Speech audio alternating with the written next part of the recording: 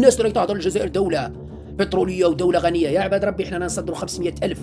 في الجزائر ننتج أقل من مليون، ننتج 900,000 برميل، مرات 900 950 مليون، لكن بمعدل 900,000 قاسين مليون.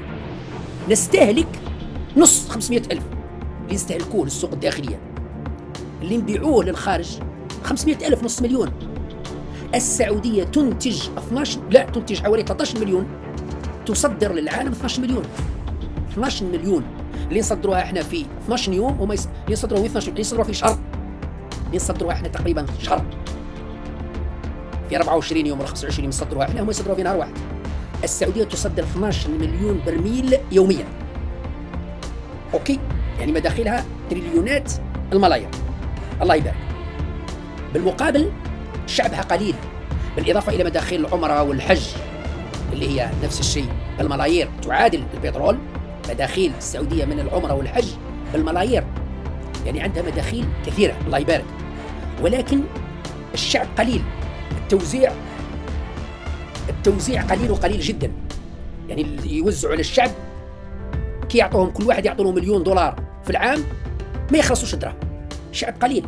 السعودية فيها أقل من 15 مليون نسمة بالوافدين بالعمالة بكل شيء. يعني سكان السعودية أقل من 15 مليون، حوالي 10 أو 12 مليون سعودي، وحوالي 3 ملايين ولا 4 ملايين أجانب اللي هما الوافدين اللي عايشين في السعودية، بنغلاديش، البنغال والباكستان والهنود وكذا، الخدم والحشم اللي عندهم.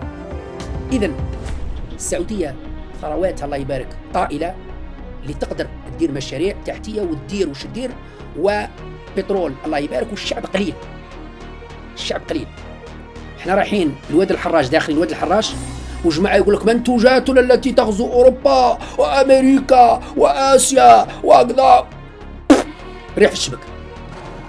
احنا في أزمة وما زلنا نطبعوا. الملايير التي يتم حجزها يوميا في ديور الناس، هم حكموا عنده 40 مليار أو حكموا عنده 50 مليار أو عنده، هذه كلها من الأوراق المطبوعة اللي ما عندهاش مقابل نقدي من الذهب أو من شيء اللي يعوض. هذه كلها أوراق، مجرد أوراق أحرقها. يوميا يتم إلقاء القبض على بعض الفاسدين بحوزتهم، هذا 40 مليار، هذا 50 مليار، هذا 100 مليار، هذا كذا هذا كذا. والآن نعطيكم شكون اللي يحكمهم نفس الشيء بالملايير. هذه نتيجة التضخم اللي سببه طباعة الأموال بدون قيد ولا شرط وبدون حد من 2017، ونحن نطبع الأموال إلى اليوم. من يدفع الفاتورة؟ يدفع الفاتورة الرئيس الذي سيأتي في 2030. الرئيس اللي راح يجي في 2030 هو اللي يلقى عنده، كيف يقول لك الناس، واد الحراش مضروب في 10. يعني حاشاكم النتانة اللي رانا فيها الآن تولي مضروبة في 10 في 2030. الرئيس اللي يجي في 2030 يلقى روحه غارق لهنا نتيجة تضخم. تعمل 2017 ويا المطبعة تطبع لحد الآن، والملايير تلعب لحد الآن، ولا يوجد مسؤول عنده الشجاعة يخرج ويصارح الشعب، قال يا الشعب ريتي والفرفرة تاعكم رانا داخلين في حيط، رانا تبردينا، رانا اتخذنا، ساعدونا. لأنه الشعب الجزائري لما يكون عنده مسؤول صريح ويصارحه بالحقيقة ويدق ناقوس الخطر، الشعب الجزائري بطبعه متسامح، يقدر يتعاطف مع حكومته، وقال إذن لازمنا نتقشفوا ونزيروا السنتور. يا أخي خلي الناس تمتع، يا أخي خلي الناس يجيبوا طوموبيلات جدد.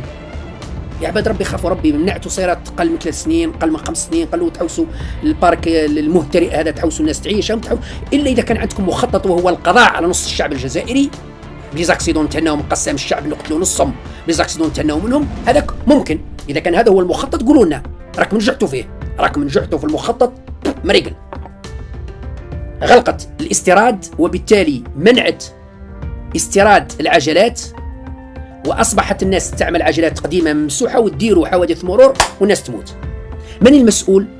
المسؤول هو الذي منع استيراد العجلات، والمسؤول هو الذي سمح للحافلة أنها تمشي في الشارع، والنتيجة حوادث مرور.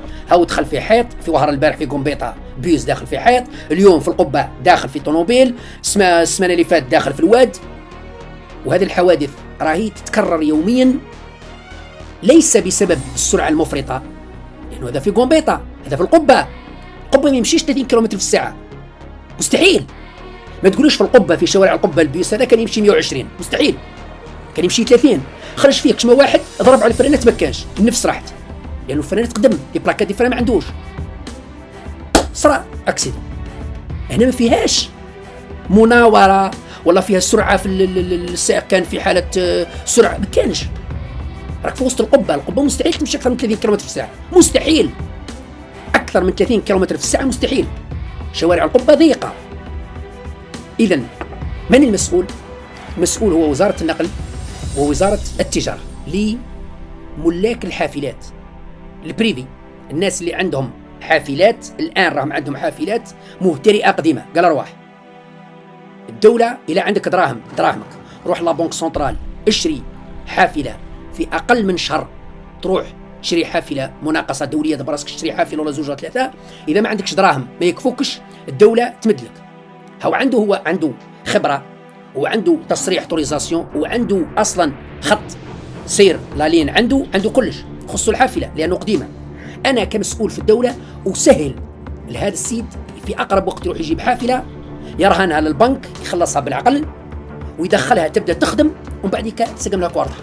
ما يجيبهاش ويرميها في البور تصدي، والسنه نشوفوا الانجينيور ديمين، السنه نشوفوا الفيش تكنيك، السنه نشوفوا الكنترول، السنه نشوفوا كذا، السنه نشوفوا كذا. لا، روح جيب حافله مواصفات اقل من 3 سنوات ولا اقل من 5 سنوات، حافله 2020 او 2021 يعني اقل من 5 سنوات، حافله تكون مليحه، دخلها مباشره، فوتها كنترول تكنيك تاع 24 ساعه، تشوفها من الرواد كذا الفرانات كذا راهي مليحه، خلي تمشي. البروسيدور الاخرين القانونيه مع البنك مع الجمارك مع كذا خليهم يمشوا بالعقل. ما تديروش البيروقراطيه، قال جيب الحافله حطها في البور ندرسوا القضيه ونشوفوا مع الجمارك نشوفوا مع كذا بعد 4 شهور 5 شهور باش تخرجها. لا، نحن بحاجه بشكل استعجالي الى حظيره من الحافلات يدخلوا بسرعه يبداو يخدموا باش نحيوا هذوك الحافلات على جهات تقاريهم على جهات تسكروهم، خلي الناس تخدم ومن بعد كديروا الاجراءات القانونيه. ما تعطلوش الناس، ما تديروش بيروقراطيه، سهلوا امور الناس، ربي يسهلها لكم، سهلوا امور الناس ربي يسهلها لكم.